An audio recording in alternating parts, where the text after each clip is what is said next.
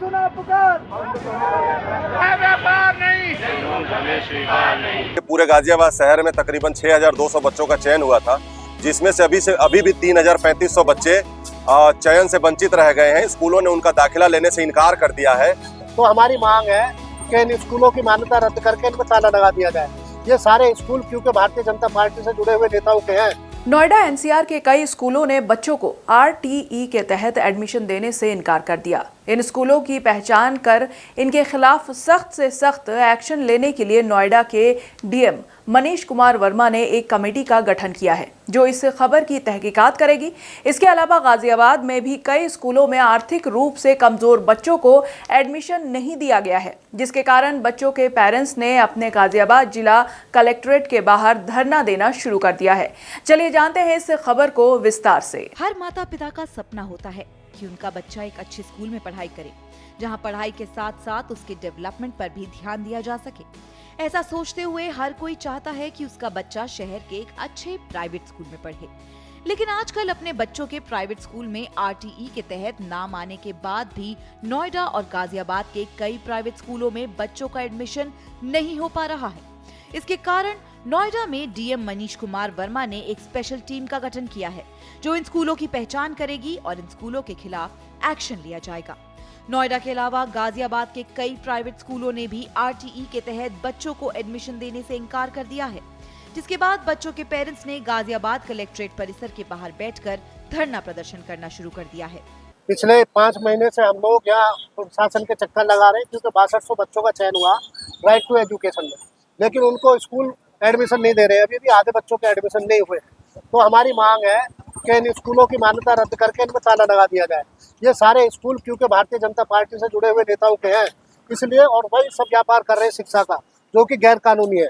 इसलिए हमारी मांग है यहाँ की जनता से, यहाँ के पेरेंट्स से, कि शिक्षा का मुद्दा बनाओ। इन मासूम बच्चों के साथ जो खिलवाड़ हो रहा इनके भविष्य को लेकर, वो तभी बंद होगा जब विधानसभा और लोकसभा में आपकी आवाज उठाने वाला, शिक्षा चिकित्सा पे बोलने वाला आदमी जाएगा। स्क्रीन पर दिखाई दे रही ये तस्वीर गाजियाबाद कलेक्ट्रेट परिसर के बाहर की है, जहां पर ये तमाम पेरेंट्स अपने बच्चों को लेकर बैठ गए हैं। साथ में पेरेंट्स एसोसिएशन के अध्यक्ष भी हैं, जिनका सीधे तौर पर केंद्र और राज्य सरकार पर आरोप है कि शिक्षा माफिया के द्वारा उन्हें संरक्षण दिया जा रहा है। प्रदर्शन में तमाम वे पेरेंट्स बैठे हुए हैं जिनके बच्चों का दाखिला स्कूलों में आवेदन करने के बाद और नंबर आने के बाद भी नहीं मिल रहा है। आरटीई के तहत बच्चों के एडमिशन होने चाहिए थे, मगर नहीं हुए।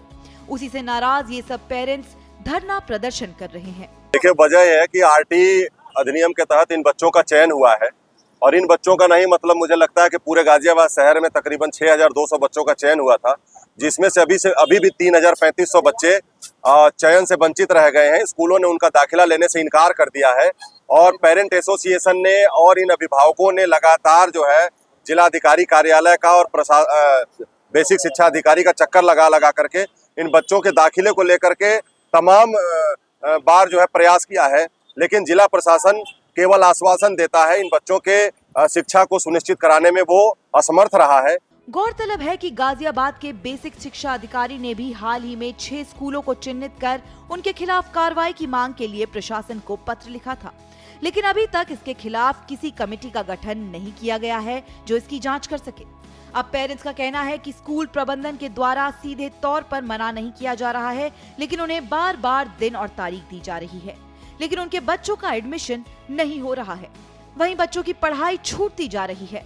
बच्चों के भविष्य को लेकर ये सभी जिला मुख्यालय के बाहर बैठे हैं। अगर आपके घर में भी कोई ऐसा बच्चा है जिसको आरटीई के तहत दाखिला नहीं मिल रहा, तो आप इसकी जानकारी अपने जिले के कलेक्ट्रेट को दे सकते हैं। प्रशासन जरूर आपकी मदद करेगा। कैसी लगी ये खबर आपको, हमें कमेंट सेक्शन में जरूर बताइए। बाकी नोएडा की हर खबर के लिए फॉलो करें हमारा चैनल आज का नोएडा।